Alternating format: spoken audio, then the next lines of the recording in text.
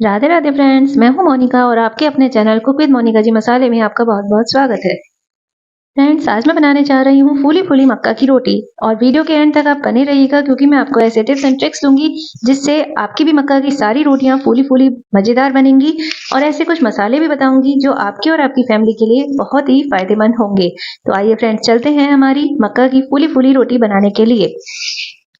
तो फ्रेंड्स, मक्का की फूली फूली रोटी बनाने के लिए हमें लेना होगा मक्का का आटा। फ्रेंड्स, आप कोई भी एक मेजरिंग कप मान सकते हैं। आपके घर में जो भी नॉर्मल कटोरी होती हैं आप उसी से इस आटे को माप लीजिए। मैंने 2 कप मक्का का आटा लिया है। अब इसी कप से मैं लूंगी गेहूं का आटा। हम इसमें 2:1 का रेशो चलता है।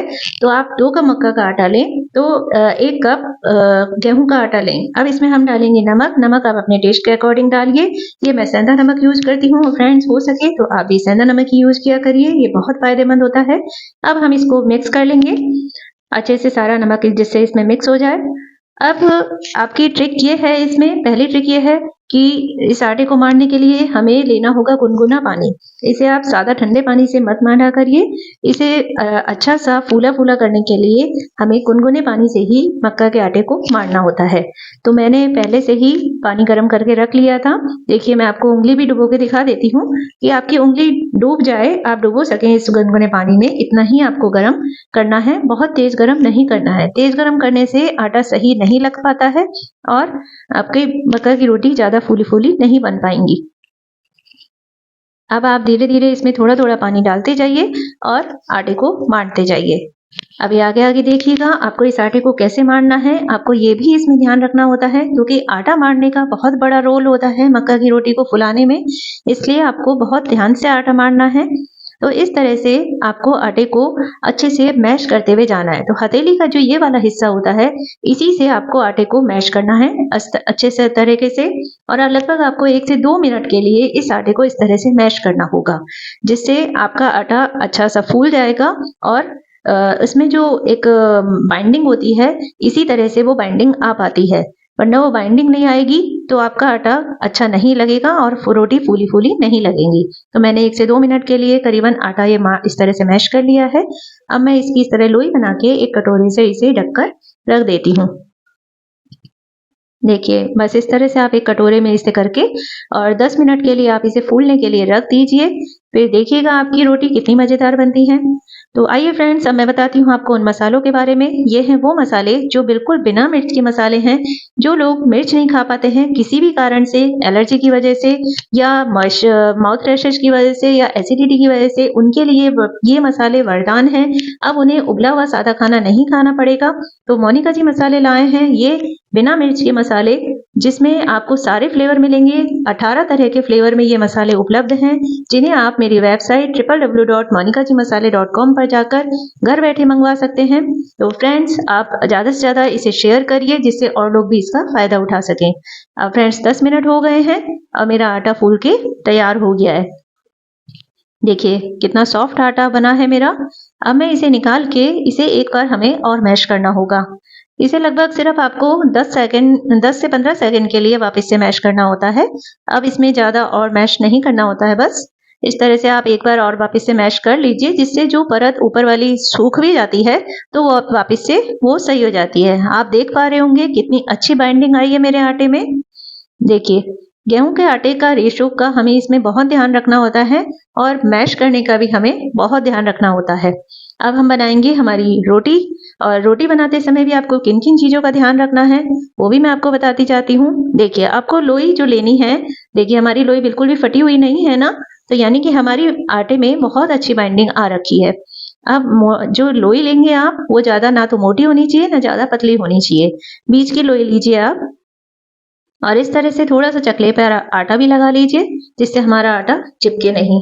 फ्रेंड्स, ये रोटी वैसे तो हाथ से ही थप थप करके बनाने में ज्यादा अच्छी लगती है, लेकिन मैं आपको बेलन से भी दिखा दे रही हूँ क्योंकि बहुत से लोग हाथ से रोटी नहीं बना पाते हैं। मैं तो बना लेती हूँ, लेकिन जो लोग नहीं बना पाते हैं मैं उन्हें बेलन से भी बना के दिखा दे रही हूँ। देखिए मेरी रोटी अच्छे से बनके तैयार हो गई है। आप इसकी मोटाई भी देख लीजिए, ज़्यादा मोटी भी नहीं रखनी है और ज़्यादा पतली भी नहीं रखनी है। अब मैं आपको बहुत काम का टिप बताने वाली हूँ। देखिए मेरा तवा पहले से गरम था और ये तेज गरम हो चुका था, तो इस तरह से जब मैंने रोटी डाली तो इस तरह बबल बन गए हैं रोटी में। अब ये जो बबल बन गए हैं वहाँ से आटा कच्चा रह जाएगा और रोटी अच्छे से नहीं सिक पाएगी। तो इसके लिए मैं आपको एक बहुत अच्छा और काम का टिप बताती हूँ और बहुत ही साधारण सा टिप है, जिसे आप यूज़ करेंगे तो आपकी रोटी कभी भी इस तरह से तवे पे नहीं चिपकेगी और बबल नहीं आएंगे। देखिए बबल बनने से ये आटा यहाँ से कच्चा रह गया और ये पीछे से उठ गया है। अब आप क्या करिए, सबसे पहले से इस तवे को साफ कर लीजिए अच्छे से, चक्कू से आटा हटा दीजिए साफ करके और एक कपड़े से भी इस आटे को पौंछ दीजिए। अब आप इस पे डालिए थोड़ा सा सूखा आटा। ये सूखा आटा डालने से जो तवे का टेम्परेचर है वो मेंटेन हो जाता है और जब आप इस पे रोटी डालेंगे तो ये कभी भी इसमें बबल नहीं आएंगे। देखिए आप वापस से ये सारे बबल को दबा दीजिए जिससे ये आराम से सिक जाए। अब आपकी रोटी ना तो जलेगी, ना चिपकेगी और ना ही बबल आएंगे। इस तरह से ये वाली ट्रिक आप यूज करके आप डेली में भी अपने काम को बहुत अच्छा सा कर सकते हैं। हमारी जब रोटी एक तरफ से सिक जाए तब उसे पलट दीजिए। देखिए कितनी अच्छी रोटी सिकी है ना अब हमारी। अब इसमें कोई बबल नहीं है और चारों तरफ से एक साथ सिक भी गई है ये। अब आपकी रोटी, दूसरा ट्रिक ये है कि आपकी पीछे से भी रोटी अच्छे से सिकी होनी चाहिए, कच्ची रोटी को नहीं उतारना है। देखिए हमारी रोटी गैस पे डालते ही अपने आप ही फूल गई है, हमें कोई मेहनत नहीं करनी पड़ी है इसको फुलाने के लिए, क्योंकि ये कमाल होता है आटे के सही रेशो का कि आपको किस रेशो में आटा लेना है और आटे को कितना मैश करना है और किस तरह से मैश करना है। तो ये दो चीज हैं जो मक्का की रोटी को फूला फूला बनाने में बहुत ही काम की साबित होती हैं। फ्रेंड्स ये ट्रिक मैंने अपनी मम्मी से सीखी थी, तो आप भी इस ट्रिक को आजमाइए और अपनी सारी रोटी को फूला फूला आप भी बनाइए। देखिए कितनी अच्छी फूली फूली रोटी बनी है मेरी मक्का की। देखिए मैं आपको चारों तरफ से भी दिखा देती हूँ, ये बहुत अच्छे से फूल के बन गई है। अब हम इस पे घी लगा देते हैं। गरम गरम रोटी पर ही घी लगाने से इकसार घी लग जाता है। अब मैं आपको एक रोटी और बना के दिखा देती हूँ जिससे आप देख सकें कि मेरी सारी रोटी कितनी फूली फूली बनती है। फ्रेंड्स अगर आपको मेरी रेसिपी पसंद आ रही है तो लाइक एंड शेयर जरूर करिए और मेरे चैनल को सब्सक्राइब करे बगैर बिल्कुल मत जाइए। देखिए मेरी दोनों रोटियां बहुत अच्छे से फूल के तैयार हुई हैं। आप भी इसी तरह से अपनी सारी रोटी को फुला के तैयार कर सकते हैं। अब मैं तो इसे एंजॉय करने जा रही हूँ सरसों की साग से। और फ्रेंड्स अगर आपको सरसों की साग की रेसिपी देखनी है तो ऊपर आई बटन पर क्लिक करिए या एंड स्क्रीन में जो वीडियो आ रहा है आप उस पर जाकर भी सरसों की साग की रेसिपी देख सकते हैं। वो उसमें भी मैंने बहुत अच्छा सरसों का साग बनाना सिखाया है जो कि सिर्फ 15 मिनट में आप बनाकर तैयार कर सकते हैं और उसमें आपको ज़्यादा मेहनत भी नहीं पड़ेगी।